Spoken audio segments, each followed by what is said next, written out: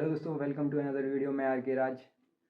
SSC GD की नई vacancy 2026 आ चुकी है, जिसमें 25,000 समथिंग पोस्ट हैं और जिसके फॉर्म 1 दिसंबर से 31 दिसंबर तक भरे जाने हैं। तो आप सभी जल्दी फॉर्म भर दीजिएगा। आज हम चर्चा करेंगे एसएससी जीडी की क्या स्ट्रेटेजी होनी चाहिए best to how to crack SSC GD exam. तो मैंने 2025 का एसएससी जीडी का रिटर्न क्वालिफाई किया हुआ है। तो 2026 का हम साथ में तैयारी करेंगे और 2026 में एक बेहतरीन स्कोर के साथ 2026 की वैकेंसी को टारगेट करेंगे और इसे क्रैक करेंगे। तो 4 विषय आते हैं, इसमें 4 सब्जेक्ट होते हैं। हिंदी या इंग्लिश ऑप्शनल है, इन दोनों में से कोई एक कर सकते हैं। और रीजनिंग, मैथ और जीके, ये सारे 20-20 क्वेश्चन आते हैं इनमें चारों सब्जेक्ट में से। और जो एक क्वेश्चन 2 नंबर का होता है, तो ये टोटल हुआ 160 नंबर का। तो बात करते हैं हम मैथ की। मैथ में एडवांस मैथ और अर्थमेटिक आता है। अर्थमेटिक लगभग 14 से 15 नंबर का आता है और बाकी का एडवांस आता है।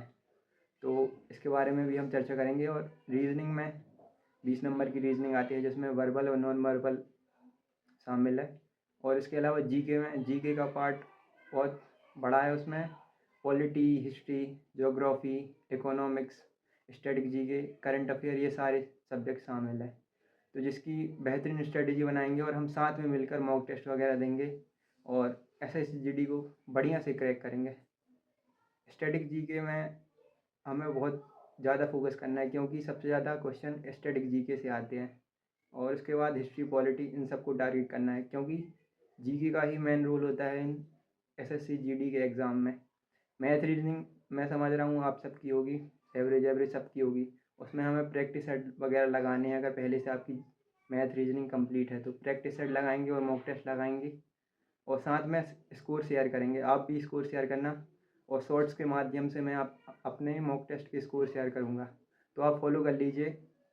बढ़िया से हम इस एग्ज़ाम को क्रैक करेंगे। इसमें हम 150 का टारगेट लेकर तैयारी करेंगे अपनी।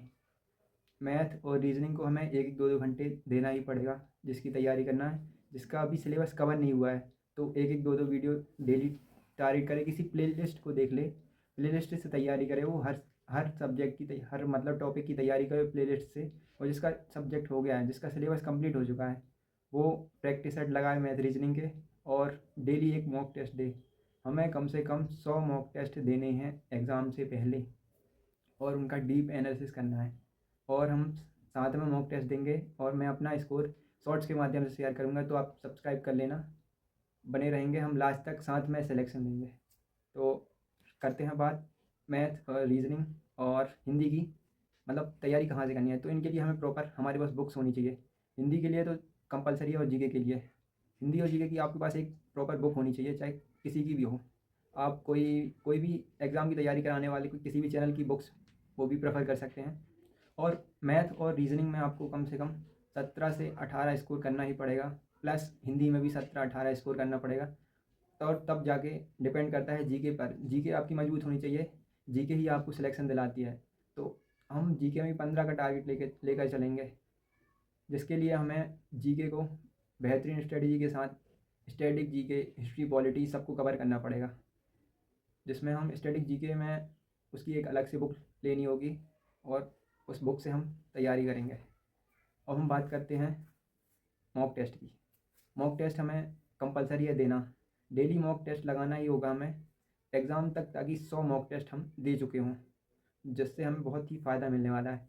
तो मॉक टेस्ट लगाना है, मॉक टेस्ट लगाना ही नहीं बल्कि उसका एनालिसिस भी करना है। जो टॉपिक हमारे गलत हो रहे हैं तो उनका एनालिसिस करना है, उनको एक कॉपी में नोट करना है। और अगर वो टॉपिक हर बार गलत हो रहा है आपका, तो उसकी एक वीडियो देखना है और उसको अच्छे से क्लियर करना है, ताकि वो टॉपिक आगे गलत ना हो। और जीके में जैसे आपकी टॉपिक गलत हो रहा है, कोई क्वेश्चन जीके में आ रहा है, जैसे झील आई, तो पूरी झीलें उठा के आप पढ़ डालो, ताकि आगे झील का क्वेश्चन आए तो वो गलत ना हो। तब जाके हमारे मॉक टेस्ट में नंबर इंक्रीज़ होंगे। और हम साथ में मॉक टेस्ट लगाने वाले हैं, तो आप फॉलो करना, सब्सक्राइब कर लेना। तो हम आगे बात करते हैं। मॉक टेस्ट देते टाइम हमें टाइम मैनेजमेंट का भी ध्यान रखना पड़ेगा। टाइम मैनेजमेंट अगर हम कर लेंगे तो एग्ज़ाम भी निकल जाएगा। और आखिरी चीज़, हमें जो भी हमने पढ़ा है, जो भी हम पढ़ेंगे, उसका वीक में एक बार रिवीजन कंपलसरी है, रिवीजन मस्ट है। क्योंकि टॉपिक हम जो पढ़ रहे हैं वो हमारे भूल ही जाने हैं। तो वीक में जो भी पढ़ रहे हो आप वीकली रिवीजन करो, और जिनका अभी सिलेबस कंप्लीट नहीं है तो वो वीक में एक मॉक टेस्ट कंपलसरी दो ही दो, और जिसका सिलेबस है पूरा तो वो तो डेली मॉक दो और डेली एनालिसिस करो, और डेली जो टॉपिक गलत हो रहे हैं और उनको पढ़ो बढ़िया से। जो टॉपिक गलत हो रहे हैं उनको पढ़ो और उनका डीप एनालिसिस करो, तो फॉर्म भर दीजिएगा आप। Thank you so much.